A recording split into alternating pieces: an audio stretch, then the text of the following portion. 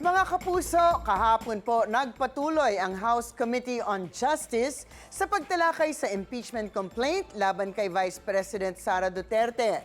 Pero isa sa mga pinag-usapan ng bayan, ang komento ni Quezon City 4th District Representative Bong Suntay. Alam mo, minsan nasa Shangri-La ako, nakita ko si Ann Curtis. Ang ganda-ganda pala niya. You know, may desire sa loob ko na nag-init talaga. Na-imagine ko na lang kung anong pwedeng mangyari. Pero siyempre, hanggang imagination na lang yon. Pero, di naman siguro ako pwedeng kasuhan dahil kung ano-ano yung na-imagine ko eh. Ayon sa ilang miyembro ng komite, insensitibo at nakakainsulto ang naging pahayag ni Representative Suntay, kaya pinagtalunan at pinagbotohan ang pagbura sa pahayag mula sa records. Ang isyong yan, pag-uusapan natin. Ask me, ask Attorney Gabby.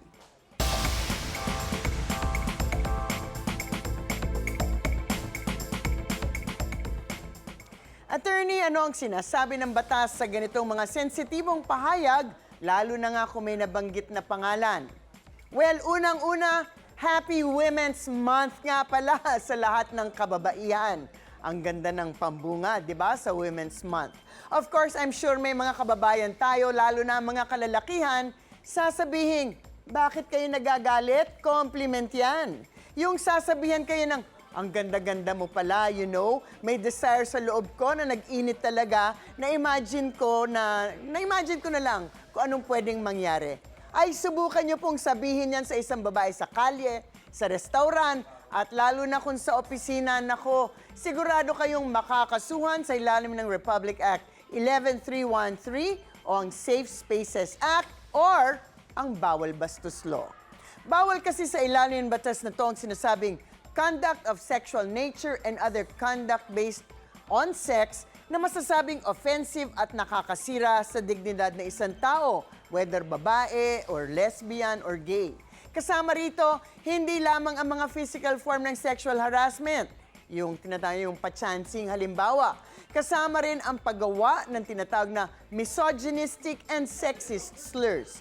Pag sinabing misogynistic or sexist, ito yung mga comment tungkol sa mga kababaihan na nakakapanliit sa kanila na maaaring na na-objectify sila dahil sa kanilang itsura or katawan.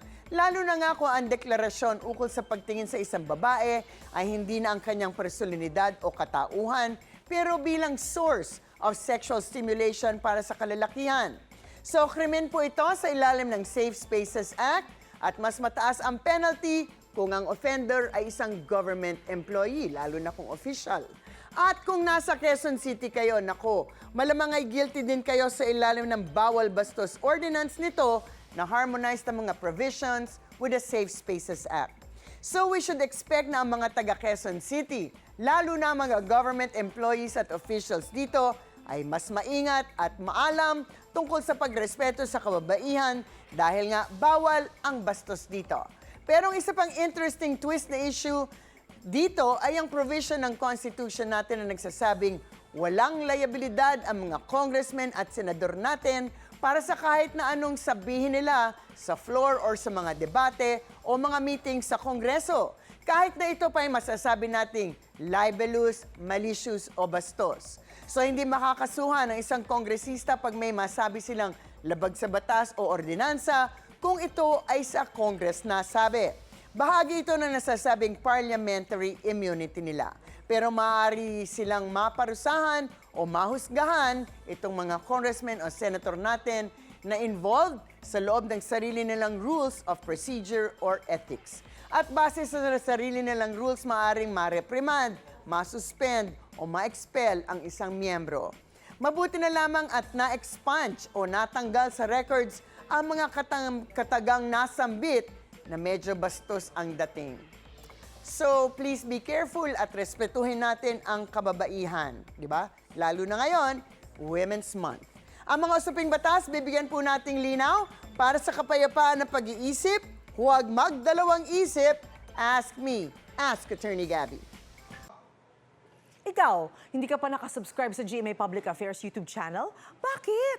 Mag-subscribe ka na, dali na, para laging una ka sa mga latest kwento at balita. I-follow mo na rin ang official social media pages ng Unang Hirit. Salamat, Kapuso.